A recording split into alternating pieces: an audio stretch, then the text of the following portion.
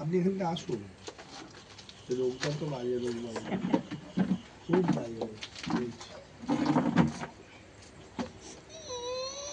এগুলো বলবো মন দিয়ে শুনবো।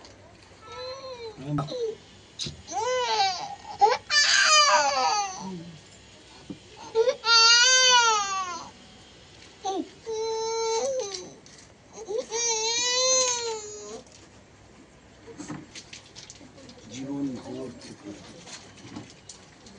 এবং যেটা ভয়ঙ্কর এই ব্যাপারটা সেটা হচ্ছে ক্রমশ জয়েন্টগুলো বেঁকে যাবে, হাত পা বেঁকে যাবে, হাঁটা সব ভাঙে যাবে।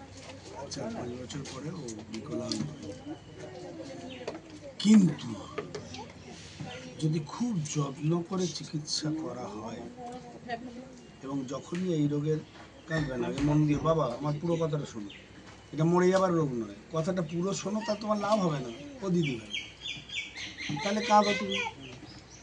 বলছি কেঁদে লাভটা কি হবে? কেঁদে আমার কথাটা না শুনলে তোমার উপায়টা জানবে না। এই দিদি ভাই মুখটা তোলো, বোকারা কাঁদে, আমার কথাটা শোনো পুরো, এখনো পুরোটা শেষ করলাম না, তুমি মাইগানদের যা ওদেরকে নিয়ে আসুন। এবার এইটাই কি সমস্যা, লাইফ লং সারা জীবন ওকে কিছু জিনিস করে যেতে হবে, তাতেও বাঁচতে পারে, ওকে জীবনটা স্বাভাবিক। আমাদের দুটো উদ্দেশ্য, একটা হচ্ছে ওর বার বৃদ্ধি ঠিক রাখা, 2 হচ্ছে জয়েন্ট যাতে, শুনছো কথাগুলো, জয়েন্ট যাতে বেঁকে না যায় সেটা ঠিক করা। এর জন্যে আমরা অনেক ধরনের ওষুধ দিই। স্যালাজোপাইরিন বলে এক ধরনের ওষুধ আছে, স্যালাজোপাইরিন। এক ধরনের যেটা আমি লিখলাম মিথোট্রিক্সেট বলে ওষুধ আছে। এগুলো কিসের জন্য? মিথোট্রিক্সেট। এই ওষুধগুলো ওর যাতে জয়েন্ট, পুরো বোকার মতো হাফ কথা শুনলে হবে না। আমি প্রথম ভয়ঙ্কর কথাটা বলেছি কেন, খারাপ দিকটা বলে দিয়েছি। এরপরে ভালো দিকটা হচ্ছে এই ওষুধগুলো দিয়ে ওর এই জয়েন্ট ডিফর্মিটি আটকাতে হবে।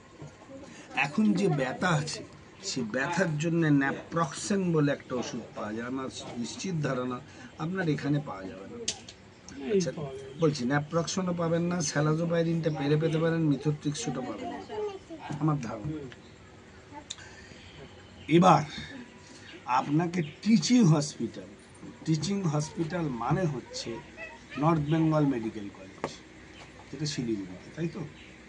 নর্থ বেঙ্গল মেডিকেল কলেজে যতদূর আমি জানি রিউম্যাটোলজি ক্লিনিক আছে, রিউম্যাটোলজি বলে একটা ডিপার্টমেন্ট আছে, এটা অর্থোপেডিক্সের আন্ডারে। পিজি হসপিটালে তো আছি, আপনাকে এখান থেকে কলকাতায় ছুটতে হবে না, অর্থোপেডিকের আন্ডারে রিউম্যাটোলজি ক্লিনিক, আমি লিখে দিচ্ছি।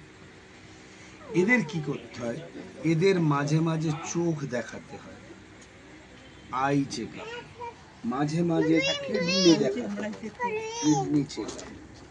এই যে আমি খারাপ কথাটা প্রথমেই বলে দিলাম, কেন বললাম? যাতে আপনারা সিরিয়াস হন। এবার প্রথম হয়তো আপনাকে এবারে গেলেন, আপনাকে বললো আপনি 1 সপ্তাহ পরে 10 দিন পরে এই রিপোর্টগুলো করিয়ে নিয়ে আসুন, রিপোর্টগুলো করিয়ে নিয়ে গেলেন। তারপরে আপনাকে বললো আপনি 1 মাস পরে এই ওষুধগুলো খেয়ে কেমন থাকে আরও 2টো এই রিপোর্ট করিয়ে নিয়ে আসুন।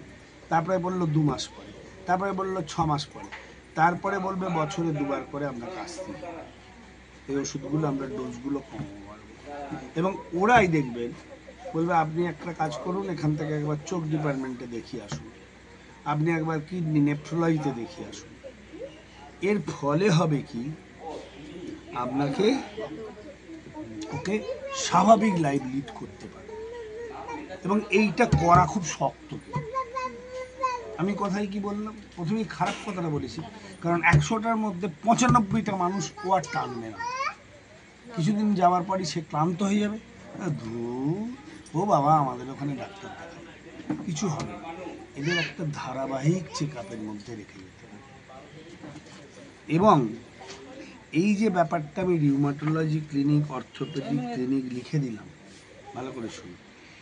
এখানে কে আছেন এই ডিপার্টমেন্টগুলো আমি জানি না, কলকাতাগুলোই জানি, কিন্তু নেফ্রোলজি ডিপার্টমেন্টে আমাদের এক খুব ভালো বান্ধবী আছে, যে এখানে যে অনুপম বাবু আছেন, যে অনুপম ডাক্তারবাবু এখানে যে আছেন, ওই ডাক্তারবাবুর কোনো না কোনো বন্ধু, আমাদের কোনো না বন্ধু আছে। প্রথমে আপনাকে যে ওষুধগুলো দিয়েছি এটা খেলেই কিন্তু একটা ওষুধ আমরা দিচ্ছি, এটা পাবে, আর বাকি আমাদের কাছে নেই, কিনতে হবে। এবার যে 3টে ওষুধ আমরা দিতে পারবো, কিন্তু এই ওষুধগুলো আসল ওষুধ। এই ওষুধগুলো আপনাকে ওখান থেকেই কিনতে হবে, ওখানে যেতে হবে, ওদের দেখাতে হবে। কারণ আমি 2 বছরে একবার এলাম, এ তো ন্যাকাম হয়ে যাবে। আমার হচ্ছে সেই ঠাকুর দেখতে যাওয়ার মতো, ওতে তো লাভ হবে। আপনাদের এমন কিছু কষ্টকর নয় যদি এই ধারাবাহিক ট্রিটমেন্ট করে দেন। এই টিচিং হসপিটাল মানে north Bengal medical college Siliguri, যেটা এখানে যদি কোনো প্রয়োজন হয় তখন আপনি আমাকে বলবেন, মানে অনুপম বাবুকে বলবেন, অনুপম বাবু ঠিক ব্যবস্থা করবেন।